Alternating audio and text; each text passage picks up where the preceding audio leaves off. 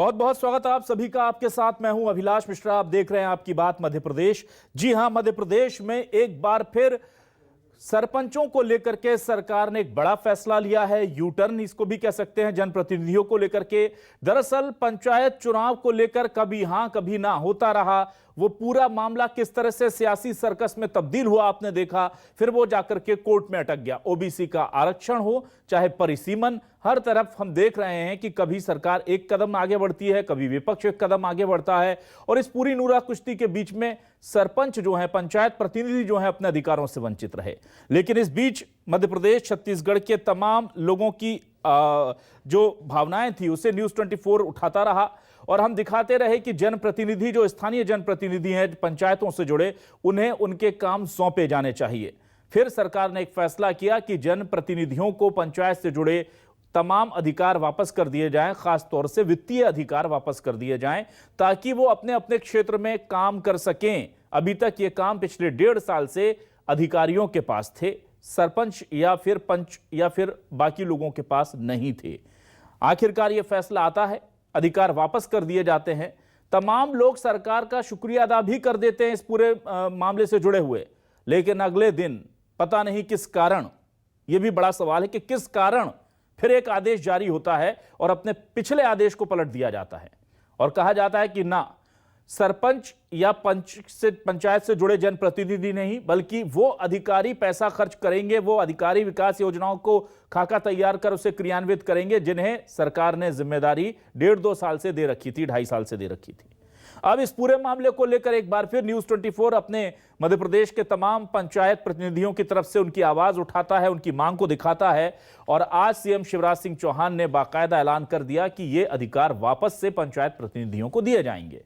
अब नए तो चुनाव हुए नहीं है, इसलिए जो पुराने पंचायत के प्रतिनिधि हैं चुने हुए, जो हमारे लोकतंत्र की सबसे पहली सीढ़ी माने जाते हैं, उनके पास ये अधिकार वापस आ गए हैं। लेकिन सोचिए कि सरकार आखिर क्यों कभी दे देती है, कभी छीन लेती है।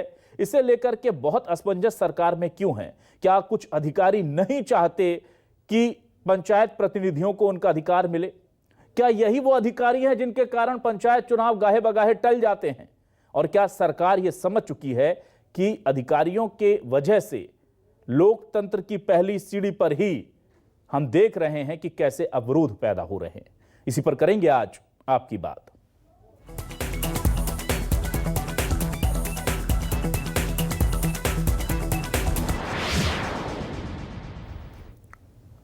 तो आइए सबसे पहले आपको दिखाते हैं सीएम शिवराज सिंह चौहान का वो बयान, जिसमें उन्होंने कहा कि हम चाहते हैं कि पंचायत प्रतिनिधि ही अपने क्षेत्र के विकास के लिए पूरी मेहनत से, लगन से और ईमानदारी से काम करें, इसलिए उन्हें उनके वित्तीय अधिकार वापस दिए जा रहे हैं। उसके अलावा हम देखते हैं कि कैसे कांग्रेस के पूर्व पंचायत मंत्री ने निशाना साध दिया है बीजेपी सरकार पर और क्या किस तरह की संज्ञाएं उपमाएं दी जा रही हैं। साथ ही साथ कांग्रेस और बीजेपी के कुछ और नेताओं के बयान भी आपको दिखाएंगे। साथ ही होगा सरपंच जो लोग हैं, जो प्रतिनिधि हैं, उनका क्या कहना है। एक साथ चारों बयान सुनाते हैं आपको। पूरे गांव को एक करके विकास और जन कल्याण के कामों से जोड़े। इतना जरूर है कि अगर कहीं दुरुपयोग हुआ तो प्रशासकीय अधिकार दुरुपयोग करने वाले से वापस ले लिए जाएंगे। तो वो सावधानी रख के कैसे बेहतर से बेहतर काम करके आप दिखाएं, इसका मैं आपसे आह्वान करता हूं। और तत्काल आज ही अभी आपको प्रशासकीय अधिकार देने के आदेश जारी किए जा रहे हैं। इसमें तेजी तो बहुत स्पीड से आएगी। क्या है, जो शासन की योजना चल रही थी वो कोई बंद नहीं थी, तो इस हिसाब से योजना तो अच्छी संचालित होंगे। मुख्यमंत्री जी की जो विचारधारा और जो सबके बात सुनी उनने, तो हमको ये लग रहा है कि इसका बहुत प्रभावी पड़ेगा और विकास भी बहुत आगे बढ़ेगा। पंचायत प्रतिनिधियों को पुनः अधिकार देने का जो शिवराज सिंह चौहान ने आज घोषणा की है, तो कहीं न कहीं ऐसा समझ में आता है कि शिवराज सिंह सरकार की जो ट्यूबलाइट है बहुत देर से जलती है। और जिस तरह से पूरे पंचायत चुनाव प्रतिनिधियों के साथ बीते 17 वर्षों में भाजपा सरकार में खिलवाड़ हुआ है, उनके अधिकारों को कम करने का काम हुआ और हमारी सरकार ने पंचायत प्रतिनिधियों को अधिकार संपन्न बनाने का काम किया था। मध्य प्रदेश में सरकार के नाम पे चल रहा है सर्कस। कभी सरपंचों को प्रशासकीय अधिकार छीने जाते हैं, कभी दे दिए जाते हैं, फिर एक आदेश के माध्यम से उन अधिकारों को वापस ले लिया जाता है और आज फिर सुना है कि वो अधिकार मुख्यमंत्री जी के साथ हुई बैठक में फिर से लौटाने का वचन सरकार ने दिया है। और आइए अब देखते हैं कि क्या कह रहे हैं सरकार से जुड़े मंत्री मोहन यादव इस पूरे मामले को लेकर। विपक्ष में लेकर के सरकार के हर निर्णय का विरोध करना, मुझे इस बात का संतोष है कि चूंकि चुनी हुई परिषद थी और बार बार कोर्ट में तारीख बढ़ रही है, ऐसे में जब चुनाव के लिए अभी लगातार व्यवधान दिख रहे हैं, हमारे गाँव के अंदर, पंचायतों के अंदर विकास के काम प्रभावित नहीं होना चाहिए, तो माननीय मुख्यमंत्री ने जो निर्णय किया बिल्कुल ठीक किया है। तो ऐसे में बहुत सारे सवाल मन में उठते हैं और सवाल इसलिए भी उठते हैं कि जिस तरह से पूरी पंचायत चुनाव की जो प्रक्रिया है वो उलझ गई है, उसको लेकर के सवाल उठने लाजमी भी है, जायज भी है। क्या है न्यूज़ 24 मध्य प्रदेश छत्तीसगढ़ के आज के सवाल, सुनिए। हमारे सवाल बहुत सिंपल हैं। पंचायत चुनाव पर पहले से है असमंजस, अब पंच सरपंचों को लेकर क्यों चल रहा है सर्कस? एक दिन का नायक बनाया, दूसरे दिन अधिकार छीन लिया। सीएम ने फिर वित्तीय अधिकार दिया, अधिकारियों ने क्यों छल किया? एमपी में पंच सरपंचों को गिला लिया दिया का ये कैसा सिलसिला? पहले चीज जो चल रही है उसे ले लेते हैं, फिर दे देते हैं, फिर ले लेते हैं और फिर ये कहते हैं कि नहीं हम सबसे बड़े हितैषी हैं, फिर से दे देते हैं। तो ये चल क्या रहा है और इसे सर्कस क्यों कहा जा रहा है कांग्रेस की तरफ से, इस पर भी हम बात करेंगे। हमारे साथ कुछ खास मेहमान जुड़ चुके हैं, आइए सीधे रुक कर लेते हैं। हमारे साथ जुड़ चुके हैं बीजेपी से वरिष्ठ नेता दीपक विजयवर्गीय जी। दीपक जी बहुत स्वागत है आपका न्यूज़ 24 मध्य प्रदेश छत्तीसगढ़ पर। हमारे साथ जुड़ चुके हैं आरटीआई कार्यकर्ता अजय पाटीदार जी। अजय जी बहुत बहुत स्वागत है आपका। अजय जी के जरिए हम जानेंगे कि भ्रष्टाचार को लेकर के जो बातें कही जाती हैं, जो डर दिखाया जाता है, क्या वो सिर्फ सरपंच और पंचायतों के हाथ में जब ये तमाम काम होता है तभी होते हैं? क्या अधिकारियों को ये कह करके एक तरह से ग्रीन सिग्नल या क्लीन चिट तो नहीं दे दी जाती है कि उनके टाइम पर भ्रष्टाचार नहीं होता? उनसे हम बात करेंगे। कांग्रेस के वरिष्ठ नेता योगेश यादव जी हमारे साथ जुड़े हैं। योगेश जी बहुत स्वागत है आपका न्यूज़ 24 मध्य प्रदेश छत्तीसगढ़ पर। और हमारे साथ मध्य प्रदेश सरपंच संघ के सोमेश गुप्ता जी जुड़ चुके हैं। उनसे जरूर पूछेंगे कि सोमेश जी को तो ऐसा लग रहा होगा पिछले 5-6 महीने में उनके जैसे लाखों पंचायत से जुड़े प्रतिनिधियों को कि रोलर कोस्टर राइड जो है वो ले रहे हैं। कभी सरकार उनके पाले में आ जाती है, उनके पक्ष में आ जाती है, कभी अपोजिशन में चली जाती है। तो हम सीधे सवाल कर लेते हैं। दीपक जी आप मुझे सुन पा रहे हैं?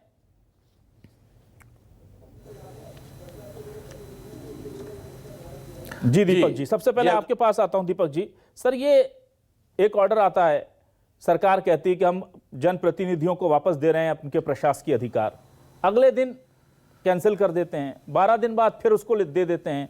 तो सर ये चल क्या रहा है? मतलब क्या चल क्या रहा है सर? 15 साल का एक्सपीरियंस है शिवराज जी के पास सरकार चलाने का। ये पंचायत चुनाव को लेकर के एक के बाद एक सेल्फ गोल क्यों हो रहे हैं? ऐसे काम क्यों किए जा रहे हैं कि बार बार सरकार को लेकर के लगे कि बड़ी असमंजस में है?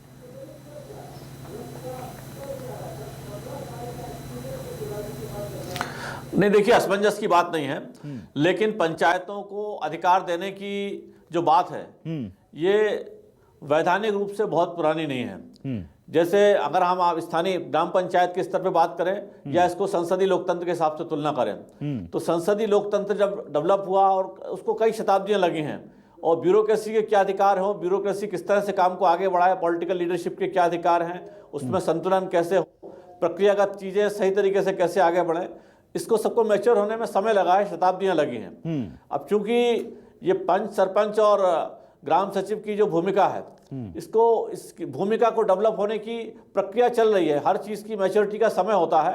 मैं समझता हूं उसको उसी प्रक्रिया में समझना चाहिए।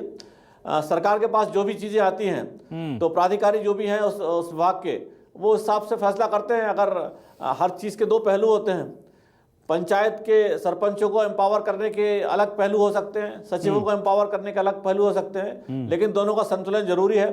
सरकार ये जरूर चाहती है कि जो जनप्रतिनिधि हैं उनको एम्पावर किया जाए, लेकिन प्रक्रियागत कमियां ना रह जाएं। तो इसलिए कई बार इस तरह की बातें होती हैं। सरकार की मंशा बिल्कुल साफ है कि पंचायत के चुने हुए प्रतिनिधि हैं उनको एम्पावर किया जाए सर, कर दिया था सरकार ने, ऑर्डर भी निकाल दिया था, वापस क्यों ले लिया सर? स्थानीय आकांक्षाएं वो पूरी हो सके ना दीपक जी, वापस क्यों ले लिया था? एक दिन अगले दिन ही क्या अधिकारियों का दबाव था? सीधे तौर पर पूछूं मैं सर, क्या अधिकारी नहीं चाहते हैं कि पंचायत प्रतिनिधियों को उनका अधिकार मिल पाए? नहीं, दबाव नहीं होता है। अधिकारियों के या जो भी फैसला लेने वाले हैं उनके कुछ रिजर्वेशन हो सकते हैं, क्योंकि प्रक्रियागत बातें हम देखते हैं कि जो, जैसा मैंने पहले कहा कि भारत की ब्यूरोक्रेसी को डेवलप होने में सैकड़ों वर्ष लग गए हैं ना सर, इतने तो डेवलप है सर, कहीं कुछ कमी दिखती है। अब तो सबको पता है पंचायती राज प्रक्रिया है, पंचायत सचिव की क्या भूमिका है क्या नहीं है, और उसमें बहुत स्पष्ट तौर पर कहा गया है कि ग्रामीण विकास का जो अधिनियम, मूल जो चीजें हैं वो वहां के जनप्रतिनिधियों के पास ही रहे तो बेहतर होगा।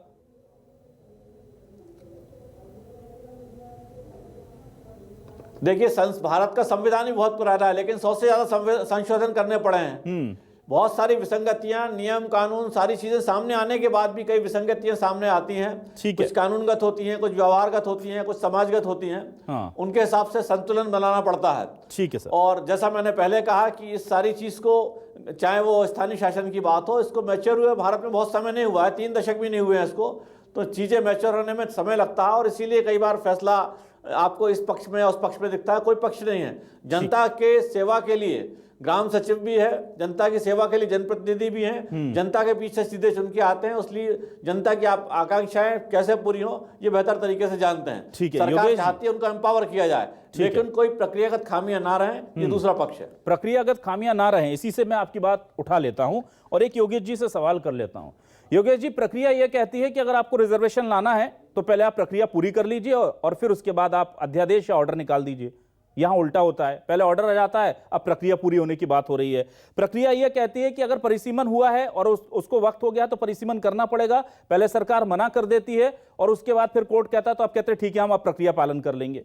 प्रक्रिया यह कहती है कि रिजर्वेशन जो है उसको रोटेशन उसका जरूरी है, रोटेशन को लेकर के सरकार पहले कह देती है नहीं करेंगे, अब कहते हैं कि नहीं ठीक है करेंगे तो हम 2014 के हिसाब से कर देंगे। फिर पूछा जाता है क्या गड़बड़ होगी तो फिर बोलते अच्छा ठीक है देखते हैं नया कर देंगे। तो सर ये मुझे बताइए कि पंचायत चुनाव को लेकर के ही इतनी सारी दिक्कतें क्यों हैं? पहले तो मुझे लग रहा था कि ये कोई गफलत है, लेकिन एक्सपीरियंस्ड पार्टी है सत्ता में, वही मंत्री हैं, वही शिवराज जी हैं, वही तमाम लोग हैं, क्या अधिकारियों ने गुमराह किया है क्या इस बार उन्हें?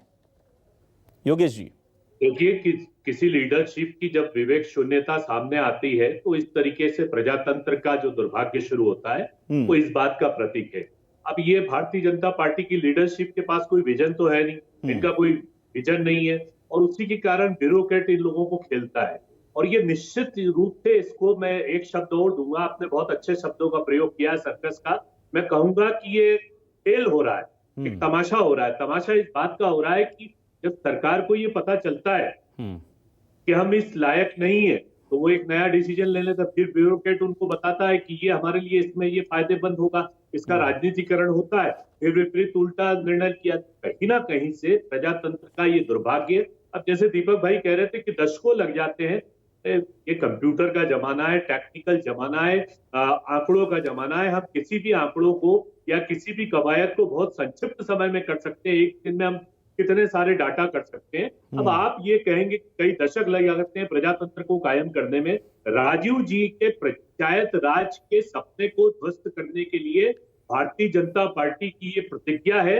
जैसे इन्होंने सहकारिता का आंदोलन मध्य प्रदेश में समाप्त किया, सहकारिता के चुनाव समाप्त किए, सहकारिता के जो लाभ थे जो किसानों तक पहुंचते थे समाप्त किए, उसी तरह ये पंचायत प्रतिनिधियों के अधिकार, उनके अस्तित्व, उनकी अस्मिता और पंचायती प्रजातंत्र जो वास्तव में इस भारत का सर्वाधिक लोकप्रिय और सर्वाधिक श्रेष्ठ प्रजातंत्र कहल है, मैं इसकी तुलना विधायिका से या सांसद चुनाव से ज्यादा महत्वपूर्ण मानता हूं, क्योंकि इसमें डायरेक्ट संवाद बनता है, डायरेक्ट निर्माण बनता है, डायरेक्ट समस्याओं का निदान होता है। और उस प्रत्यक्ष प्रणाली पर इस तरीके से कुटाराघात करना कि एक दिन निर्णय करना दूसरे दिन नहीं करना, तो कहीं ना कहीं से सरकार की विवेक शून्यता नजर आती है। या तो विवेक शून्यता नजर आती है, नादानी नजर आती है, या कोई विजन नजर नहीं आता, या एक बहुत बड़ी चालाकी नजर आती है। और वो चालाकी इस बात की कहीं ना कहीं से शिवराज सिंह जी जानते हैं कि पंचायत चुनाव यदि हमने समय पर करवा दिया तो ये सेमीफाइनल था, इसमें हमारा सुपड़ा साफ होने ठीक है। वाला था। इसके बाद 2023 में हमारी सरकार जाने वाली थी ठीक है और सर। आप जान रहे हैं कि शिवराज सिंह जी सरकार पर एक तलवार टंगी हुई है कि वो नहीं चाहते थे कि पंचायत को कभी परिसीमन की बात लेकर आ गए, कभी आप रोटेशन प्रणाली ठीक है को सर। लेकर आ गए, कभी बैकवर्ड को लेकर आ गए। तो कहीं ना कहीं से इस सरकार की एक नीयत सामने आ रही है कि पंचायत प्रणाली को टालना है, उसको यथा इसीलिए रखने की कोशिश ठीक है की जा सर। रही है, ठीक इसको है। लिंकर ऑन किया जाए। ठीक है योगेश जी, देखिए कहा जा रहा है कि जानबूझकर ये किया जा रहा है। मुझे एक जुमला याद आ रहा है कि कुछ नहीं करने से अच्छा है कुछ किया कर, पहले कुर्ता फाड़ा कर फिर से उसे सिया कर। मुझे एक बात बताइए सर, ये पंचायत प्रतिनिधि चलाएंगे, ये तो लोकतंत्र में डिसाइड है, इसमें कोई नई चीज तो थी नहीं, आप लोग चला रहे थे। इलेक्शन होने चाहिए 5 साल में, ये भी डिसाइडेड था। किसी कारण चले गए, अधिकार आपसे वापस ले लिए। आप लोगों ने कहा, हम लोगों ने साथ दिया, न्यूज़ 24 मध्य प्रदेश छत्तीसगढ़ ने प्रमुखता से कहा कि अगर पंचायत चुनाव टल गए हैं किसी तकनीकी खामी की वजह से तो जनप्रतिनिधियों को कम से कम उनके अधिकार वापस दे दिए जाएं। वापस दे दिए, फिर ले लिए, फिर दे दिए। तो सर आप डिसाइड कर पाए क्या शुक्रिया करना है या गुहार लगानी है? अभी तय हो, क्योंकि मैं देखता हूं आपकी स्थिति बड़ी खराब हो जाती है। पहले आकर के आप गुहार लगाते हैं, फिर अगले दिन आके शुक्रिया करते हैं, फिर अगले दिन आके गुहार लगाते हैं। आज कुछ डिसाइड करके आए क्या करना है सर? और इस बात की गारंटी ले लेना सर पहले कि 2-4-10 दिन में फैसला पलटेगा नहीं। मैं गारंटी नहीं ले सकता अभी।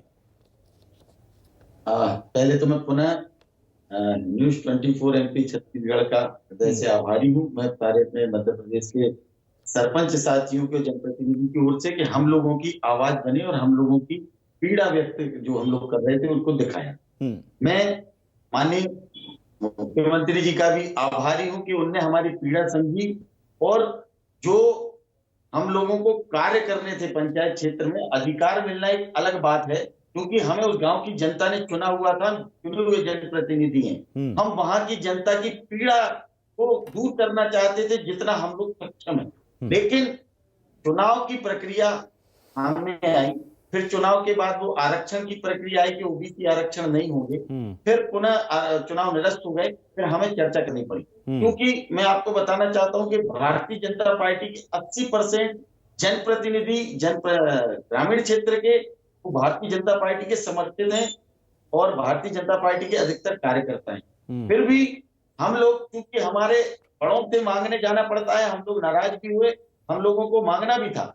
लेकिन ग्रामीण क्षेत्र की समस्या मेन मुद्दा था कि कोरोना काल फिर से आ रहा था। ठीक है, अगर आप कोरोना काल में हम लोग नहीं रहेंगे, जो हम लोग ने 2 वर्ष में इतना अच्छा कार्य करके बताया ग्रामीणों को समस्या की सरकार की मंशा अनुरूप सरकार की जन कल्याणकारी योजनाओं को क्रियान्वयन करने का कार्य हम लोगों ने किया। ठीक है, यही हम लोगों की मांग थी कि सरकार और माननीय शिवराज सिंह जी हम लोगों की पीड़ा जो समझ रहे थे कि हम लोगों को पुनः, मुझे ऐसा लगता है कि अगर मान लो उसमें कुछ टेक्निकल प्रॉब्लम नहीं आई होती तो हम लोगों का 4 तारीख का आदेश वापस नहीं होना चाहिए था। मैं इसमें पुनः सभी दलों से एक निवेदन और करना चाहता हूं कि हम लोग एक गैर राजनीतिक एक प्रेम के बल पर चुनाव लड़कर आते हैं। हाँ, पार्टी के किसी के समर्थक की अलग बात है, लेकिन हम अपने उस पे आते हैं किसी पार्टी की उसमें राजनीति, अपनी राजनीतिक महत्वाकांक्षा नहीं देखनी चाहिए। ठीक है। अगर इसमें कोर्ट और हाई कोर्ट, सुप्रीम कोर्ट नहीं होता, अभी तक चुनाव की प्रक्रिया अंतिम स्तर पे पहुंच गई होती और नए जनप्रतिनिधि आ गए होते। ठीक है, बिल्कुल। मैं आता हूं सीधे अजय पाटीदार जी के पास, आरटीआई कार्यकर्ता हैं। अजय जी, आप लोगों के पास बहुत डेटा होता है, खासतौर से जो हम देखते हैं कि प्राथमिक स्तर पर, पंचायत स्तर पर जो करप्शन होता है, और आप लोग बहुत काम करते हैं, आपने बहुत काम किया। अजय जी, मैं आपसे सीधे सवाल करता हूं, क्या कहीं से कोई ऐसा तथ्य प्रूव करता है कि जब पंचायत प्रतिनिधियों के हाथों में होती है व्यवस्था तो ज्यादा भ्रष्टाचार होता है, और सरकारी अधिकारियों के पास होती है व्यवस्था तो कम भ्रष्टाचार होता है? ऐसा कोई डेटा है क्या? ऐसा कोई सर्वमान्य कोई तथ्य है क्या?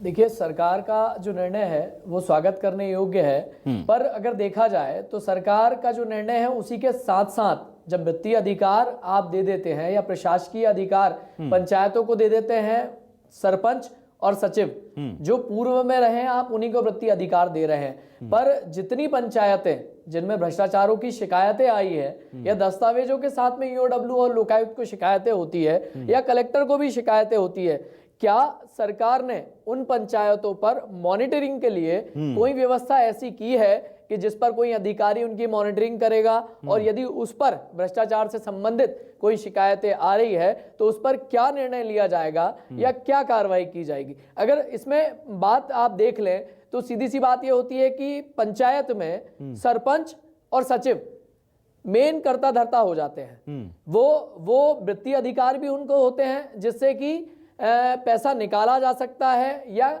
जो अन्य कामों में एम्प्लॉय लगाए जाते हैं उनको भी जो पेमेंट करनी होती है। बहुत सारे तो टूल्स अगर आप देखें जैसे सोमेश जी ने बताया कि बहुत सारी योजनाएं हैं राज्य सरकार की नहीं केंद्र सरकार की भी, जिनका संचालन जो है वो उसी पंचायत की समिति को करना होता है, जिसमें सचिव और सरपंच जिनको वित्तीय अधिकार होते हैं। पर सबसे बड़ा जो सवाल है एक वो यही सामने आता है कि आपने चलिए वित्तीय अधिकार दिए, वास्तव में वो ग्राम जो है उसमें काम करने के लिए आवश्यक है, पर जिनमें जो लगातार भ्रष्टाचार की शिकायतें आई जिन पर आज तक कार्रवाई नहीं हुई है, क्योंकि कलेक्टर को कमिश्नर को जब आप शिकायतें देते हैं तो वो 10-10 दिन में शिकायत पर कार्रवाई करने की बातें करते हैं, कार्रवाई होती नहीं है। पर उस पर मॉनिटरिंग की व्यवस्था सरकार यदि करे या सरकार के अधिकारी करे तो ये वास्तव में जनता के लिए ये बहुत अच्छा बिंदु आपने उठाया, क्योंकि जो भ्रष्टाचार ये नहीं, ये बिल्कुल आपका बहुत जायज बिंदु है, तो उसके लिए मॉनिटरिंग आवश्यक है। बिल्कुल दीपक जी, देखिए बहुत जायज बिंदु है। और मैं ये भी कहता हूं कि सरकार के मन में शायद ये संशय रहा भी हो कि हम फिर से दे दें, करप्शन ना होने लगे। लेकिन सर एक चीज ये भी है कि अगर सिर्फ हम मंशा देखेंगे उन भ्रष्ट पंचायत कर्मियों की, जो तथाकथित कुछ पंचायत कर्मी करप्शन कर रहे हैं, तो फिर मंशा के भरोसे तो हम प्रदेश को छोड़ नहीं सकते। हमारे सिस्टम में तो मॉनिटरिंग की व्यवस्था पहले से है कि अधिकारी जाएंगे, लेखा जोखा चेक होगा, ऑडिट होगा उसका प्रॉपर। तो क्या आपको लगता है कि वहां पर अगर करप्शन हो रहा है तो वो लोग तो बड़े जिम्मेदार हैं ही, लेकिन हमारे सिस्टम का ढीलापन भी फिर इसके लिए जिम्मेदार है?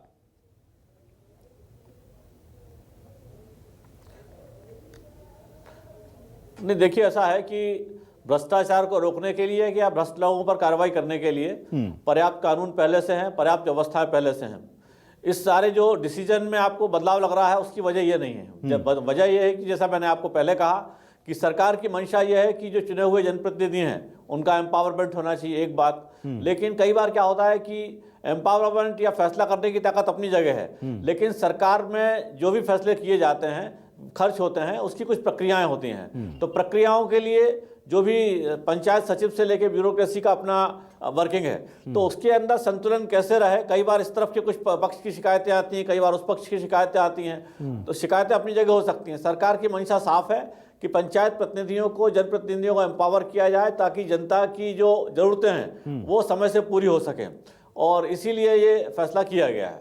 बिल्कुल। योगेश जी, मैं आपसे जानना चाहता हूं, आपको क्या लगता है सर कि ये जो असमंजस बनी हुई है, देखिए अगर जितना हमको लगता है, मुझे नहीं पता कि मैं सही हूं गलत हूं, आपके पास पूरा अधिकार है, आप मेरी बात को नकार दें।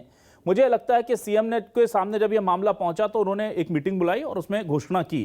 तो सरकार कोई भी हो, चाहे कमलनाथ जी की सरकार हो या कोई भी सरकार हो, वो चाहती नहीं है कि इस तरह के लांछन उनके ऊपर लगे। कोई क्यों चाहेगा? और वो अधिकार वो चाहे अधिकारियों को दें या पंचायत प्रतिनिधियों को दें। तो क्या आपको लगता है कि ब्यूरोक्रेसी जो है वो कहीं ना कहीं मिसलीड कर देती है और मिसलीड करने की वजह से इस तरह की दिक्कतें आ जाती हैं? नहीं, निश्चय ही इस मामले में ब्यूरोक्रेट का रोल बहुत अहम माना जा सकता है, क्योंकि मैंने कहा ना कि सरकार के पास अपना कोई व्यक्तिगत विजन तो है नहीं। अब मैं आपको एक बात बता रहा हूं, इसको खेल शब्द का प्रयोग इसलिए किया गया कि फुटबॉल टीम में जब दोनों टीम बराबर का मैच खेलती रहती है और एक टीम को लगता है कि अब हम कमजोरी की तरफ बढ़ रहे हैं, हम कभी भी गोल खा सकते हैं, तो एक टाइम पास सिस्टम चलता है फुटबॉल में, इस गेंद को उधर फेंकना, उस गेंद को इधर फेंकना। ये भारतीय जनता पार्टी की सरकार फुटबॉल के उस गेम की तरह हो गई है कि फुटबॉल को वहां फेंकती, इधर फेंकती, ताकि टाइम पास होकर आखिरी में रेफरी की सीटी बज जाए और 2023 का विसल बज जाए। ये विसल का इंतजार कर रहे हैं। इनको ना पंचायत के स्वायत्तता से कोई मतलब है, ना इनको इस बात से कि पंचायत प्रणाली मध्य प्रदेश में लागू होना चाहिए। अब जहां तक मैं एक बात कह रहा हूं, हमारे अजय जी कह रहे थे कि जो पंचायत प्रतिनिधियों का अधिकार की बात है, आज भी पंचायत प्रतिनिधियों को संपूर्ण अधिकार नहीं है, और उसमें सत्तारूढ़ राजनीति के तरफ से वो ब्यूरोक्रेट, चाहे वो अनुविभागीय अधिकारी के रूप में हो, चाहे वो जिलाधीश के रूप में हो, उन पंचायत के प्रतिनिधियों को या सरपंचों को कहीं ना कहीं से प्रताड़ित भी होते हैं, कुछ अच्छे भी होते हैं जो निष्पक्ष और ईमानदार होते हैं, लेकिन उन पर राजनीतिक पूर्वाग्रह के अंतर्गत कार्रवाई की गई। तो इसमें निश्चय ही यदि अजय जी जैसे लोग काम कर रहे हैं तो इनको काम करना चाहिए कि एक सर्वेक्षण समिति होना चाहिए, कन्वेक्शन समिति होना चाहिए, जिसको संपूर्ण अधिकार दिए जाए। जब तक पंचायत प्रणाली, हमारी राजीव जी का सपना जब तक साकार नहीं हो सकता कि जब तक पंचायत प्रणाली को संपूर्ण अधिकार और स्वायत्तता प्रदान। अभी तो आप ब्यूरोक्रेट खेल रहा है और ये आप स्पष्ट रूप से देख रहे हैं, इस मैच को ब्यूरोक्रेट की तरफ से संचालित किया जा रहा है, तो इसको पवित्र प्रजातंत्र कैसे कहा जाएगा? ठीक है, मैं आता हूं सुमेश जी, आपसे पूछना चाहता हूं, क्या आपको लगता है कि अधिकारियों के साथ मिलकर काम करने में जनप्रतिनिधियों को दिक्कत होती है निचले इलाकों में, निचले स्तर पर, या आपको लगता है कि ये बेटर होता है, ये अच्छा होता है और इनके कोऑर्डिनेशन से अच्छा रिजल्ट निकल कर आता है? बहुत संक्षेप में सर। बिल्कुल, अधिकारियों के साथ कार्य करने में जनप्रतिनिधियों को कोई आपत्ति नहीं होती। हमें एक मार्गदर्शन भी मिलता है और एक सहयोग भी मिलता है। अधिकारियों के साथ हम बहुत बेहतर तरीके से गांव का विकास और गांव की परेशानियों को दूर कर सकते हैं। मैं भाई साहब 1 सेकंड का समय और चाहूंगा। भाई साहब ने बोला है कि भ्रष्टाचार की शिकायतों के लिए, मैं कहता हूं जितनी पारदर्शिता ग्राम पंचायतों में सरकार द्वारा रखी गई है, उतनी पारदर्शिता किसी विभाग में नहीं है और किसी राजनीतिक स्तर पे जितने पद होते हैं किसी के लिए नहीं है। आप सीएम हेल्पलाइन से लेके लोग सोते सोते ये देते हैं कि एक माचिस की तीली डली हुई है और उसकी सीएम हेल्पलाइन लगा देते हैं और उसकी शिकायत के लिए सरपंच को और सचिवों को जाना पड़ता है। जितनी पारदर्शिता, आप एक एक चीज, हर चीज ऑनलाइन हो चुकी है, क्या क्या होता है। ठीक है, मैं आपसे भाई साहब, मैं 1 सेकंड का समय और चाहूंगा भाई साहब, और मैं ये कहना चाहता हूं माननीय योगेश यादव जी भाई साहब से कि जितना भारतीय जनता पार्टी की सरकार का, मैं किसी सरकार का किसी पार्टी का पक्षधर नहीं हूं, लेकिन अगर मान लो जिसकी सरकार है उसको अधिकार है कि अपने तरीके से चुनाव कराना। अगर कांग्रेस के व्यक्ति जो समर्थित हैं अगर कोर्ट नहीं जाते तो ये सारी समस्या ही नहीं होती। और जितनी परेशानियां गांव की जनता और हम जनप्रतिनिधियों ने झेली है, ठीक है, सिर्फ इसी के कारण। सुमेश जी, वक्त खत्म हो रहा है। ठीक है दीपक, अजय जी मैं आपसे जानना चाहूंगा, क्या ये बात सही है? आपके तथ्य मुझे बस बता दीजिए, क्या ये सही बात है कि जितने भ्रष्टाचार के मामले आते हैं, जितनी शिकायतें आती हैं पंचायत स्तर पर ज्यादा आती हैं, बड़े जनप्रतिनिधि बड़े अधिकारियों की कम होती हैं, तो क्या हम ये इसका सबूत मान लें कि भ्रष्टाचार सबसे ज्यादा उस स्तर पर है, या ये मान लें कि जागरूक वहां के लोग ज्यादा हैं, वो छोटी सी भी उनकी अगर नाली में भी गड़बड़ी होती है तो वो शिकायत कर देते हैं? कैसे देखते हैं आप इसको?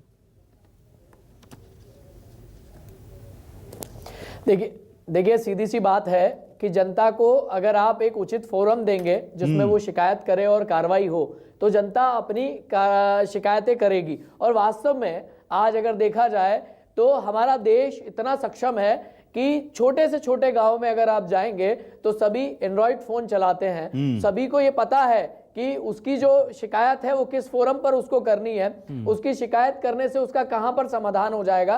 तो जनता जागरूक है।